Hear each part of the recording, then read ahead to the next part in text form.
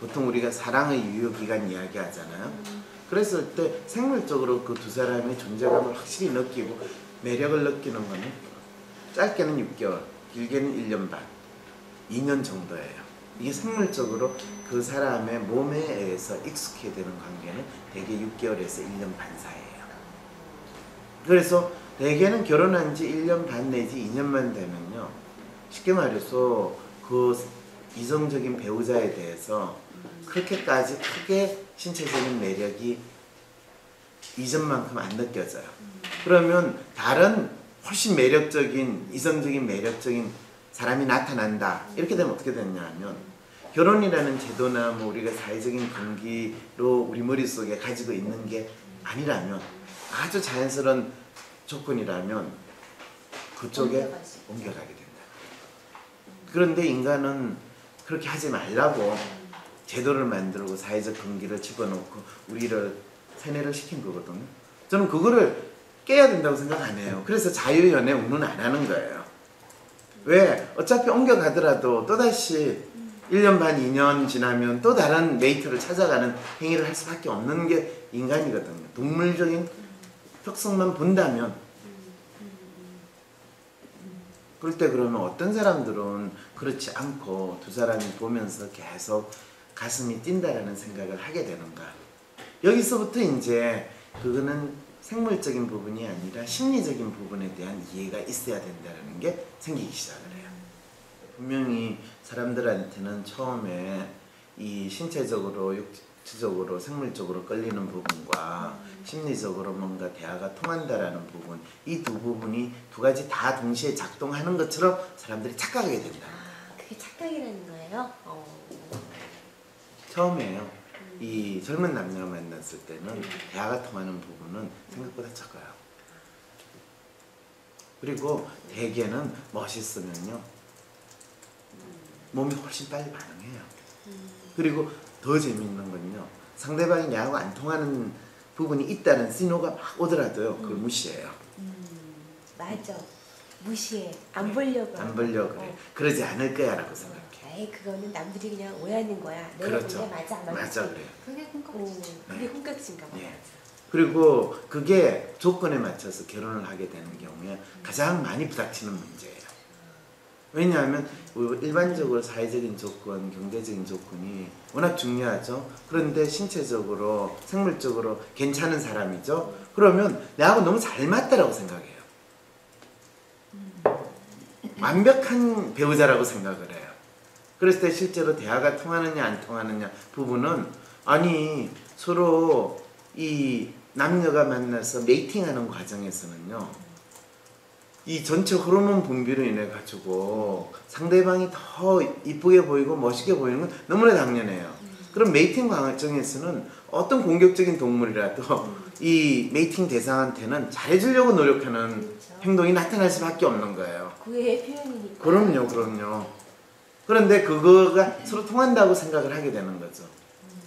그런데 이제 그 메이팅 기간이 딱 지나가고 되면 기본적으로 실제로 사람들을 끌고 나갈 수 있고 생활을 유지하게 만드는 거는 그 사람의 존재에 대한 나의 이해와 통찰이에요.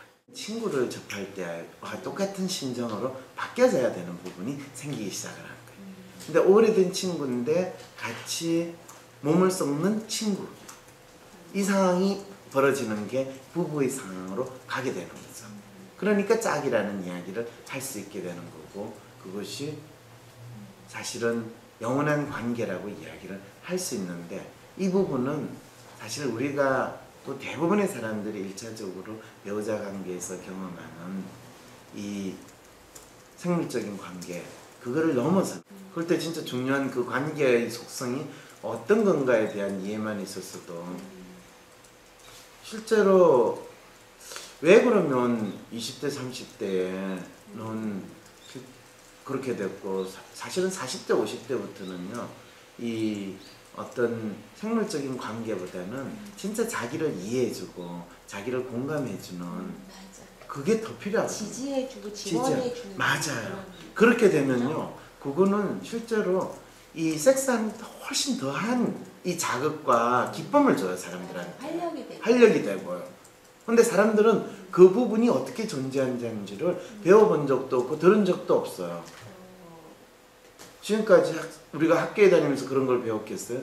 막연히 지지해주고 격려해주고 이해해줘야 된다는데, 격려해주고 남을 지지해주고 격려해주고 이해해주려면요, 그걸 원래부터 잘하는 인간들이 있어요. 친화력이 좋은 사람, 휴머니스트들. 그런 인간들은요, 태어날 때부터 가지고 태어난 성향이 있어요.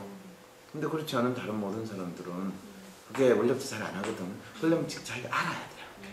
자기 속성을 알면 다른 사람한테도 그것이 조금 더 눈에 더 잘 보이고, 특히 누구보다도 배우자에 대한 이해가 생겨요.